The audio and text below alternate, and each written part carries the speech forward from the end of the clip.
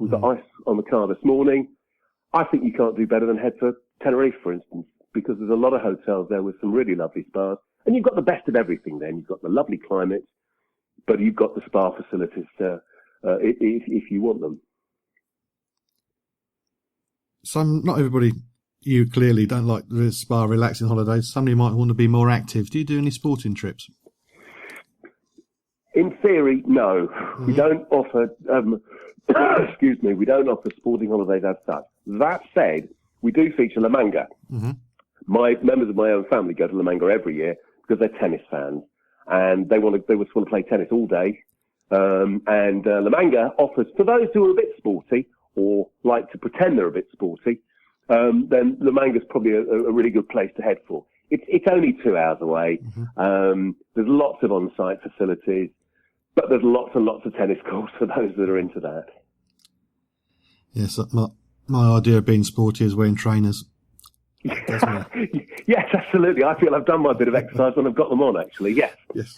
It's hard work doing up laces. It is, absolutely, yes. Checking it out before you check in on the John Guinn Travel Show on ukhealthradio.com.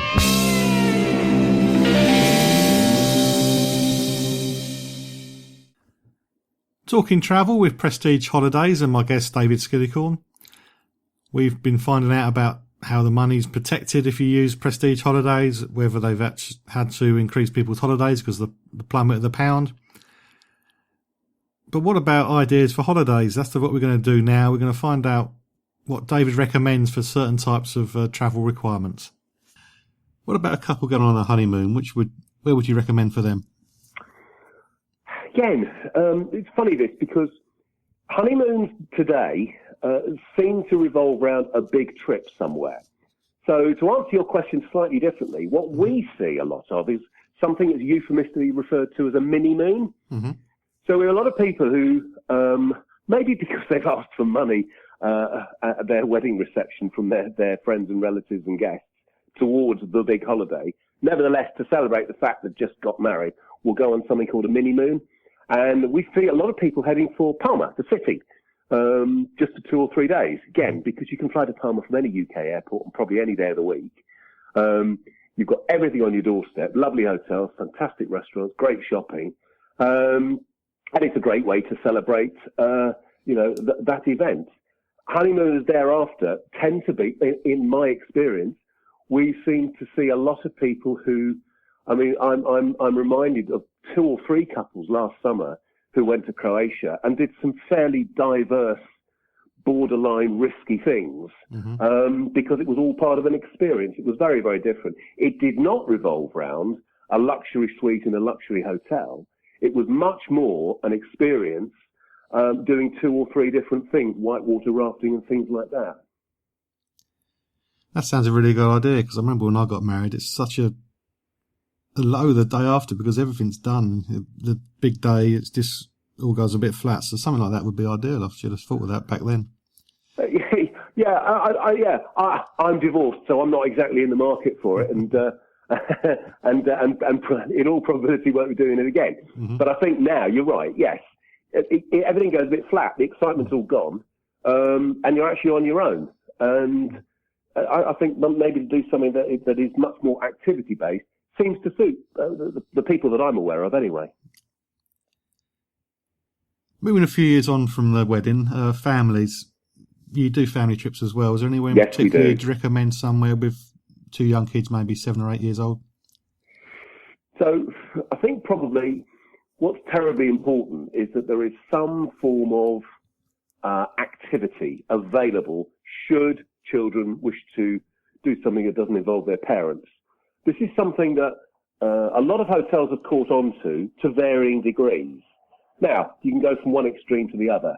You can have full-on kids clubs, which cater for various age groups, or you can have something that's a little more subtle and maybe not quite as regimented. We've got a hotel, again in Tenerife, called Roccanivaria, which I think does a fantastic job for all age groups. And crucially, it's available for quite a few hours throughout the day. Mm-hmm. I'm not a huge fan of parents who arrive somewhere and dump their kids into kids clubs with the view that they won't see them until they actually pack their bags to come home. But I think that particular hotel does the job quite well, makes it available, doesn't force it down people's throats. But what they offer, they do extremely well. And again, they differentiate between age groups, which is really very crucial. Another flashback, I was in Luton Airport a few years ago on the first day of the school summer holidays, and you look at the families and you think, they're not going to have a good time, I don't think, by the time they get there. It's like the first time they've been together as a family for ages, and they're already not getting on. Yes. I think that's a really very valid point. And let's face it, that goes beyond whether the kids get on with the parents. But actually, we see it's quite a crucial time, maybe for the couple themselves. Yeah. So the fact that there may be a spa available, there may be some sporting activities available at the hotel to allow people to do their own thing safely, but within the confines of the hotel, but not actually spending every waking hour with your partner or with your kids, I think it's probably quite a good antidote for everyone. I've already said people don't like to just sit around on beaches, such as us two. Some people like to explore. You do tour holidays as well. Where do you cover? Yes, we do. We're very conscious that there is a group of people who have done all this. They've done their package holidays with their kids and they've done their island hopping. They're looking for something a little bit different. In some instances, as it were, off the beaten track. The fact is we have a large group of people who've retired or are about to retire on that very precious commodity, rare commodity, final salary pension schemes. And a considerable amount of that cash probably will be spent on overseas travel, but they're looking for something different. And we're seeing quite a spike in these sorts of bookings. You can keep up to date with travel news and leave me a message at facebook.com/John Guinn Travel Show. Why does anybody get involved in the travel industry? Me, I met some travel agents in Barbados when they were on holiday and they loved their jobs, so I thought they'd give it a go. We found out earlier how Alex started Unique Devon Tours. And I'm sure you've guessed by now that David's very passionate about the travel industry. So I wanted to know how he became involved in travel. You're coming across as very passionate about travel.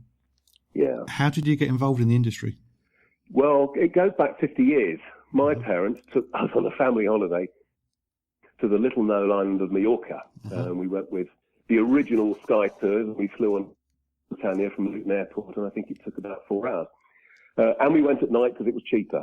And there was just something about it that really gripped me. That was 50 years ago. So I went through the motions of going to school, but didn't really enjoy school and didn't really do anything spectacular. And you can count my O-levels on one hand, actually.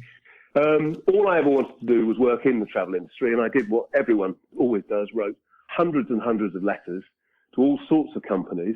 I think I sent 60 letters out, and this is quite a few years ago. I got 2 replies, one from Dalair saying, thank you for your letter, but we haven't got any vacancies, but one from Laker Airways saying, yes, come along and have a chat. So I went to join their holiday company in Grosvenor Street in London. That was 1978. And I'm one of the few individuals that I'm a little over 50, can honestly say I've spent my career in an industry that I absolutely love. What advice would you have for somebody who's interested in getting into the industry? The great thing about our business is I'm a little old-fashioned here, and I know the world has moved on and around us, and we've got some expert 17, 18-year-olds who know all about the digital age and so on. But the travel industry is about people. It's as basic as that. And the best place I think you can start is in a travel agency, because you are thrown in at the deep end. You get to learn to speak nicely to people, authoritatively to people. You meet some really interesting people. It's a baptism of fire, because you get to learn an awful lot about an awful lot of things very, very quickly. And it's a great springboard to whatever else anyone wants to do in the industry, because you've had that experience with a variety of products. And as I say again, crucially, in this industry, you really do know you have to learn how to speak to people, no matter what your weekend's been like or how you feel. The fact is, the person that comes in on Monday morning excitedly because they want to book their holiday expects to be greeted by someone who will share the same enthusiasm.